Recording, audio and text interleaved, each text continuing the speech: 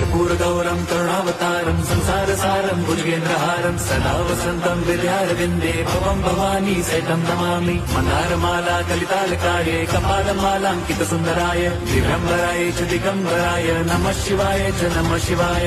लोकांगण चरण डोळ्यान पाहिन रूप तुझे प्रेमे आलिंगिन आनंदी पूजिन भावे ओवाळीन म्हणे मम त्वमेव माता पिता त्वमेव बंधुश्च सखा त्वमेव विद्या द्रवणं त्वमेव सर्वं मम देवदेव। कायेन वाचा मनसेन्द्रियैर्व बुद्ध्यात्मना वा प्रकृति स्वभावात् करोमि यद्यत् सकलं परस्मै नारायणायति समर्पयामि। अच्युतं केशवं राम नारायणं कृष्णदामोदरं वासुदेवं हरिं श्रीधरं माधवं गोपिका वल्लभं जानकीनायकं रामचन्द्रं भजे।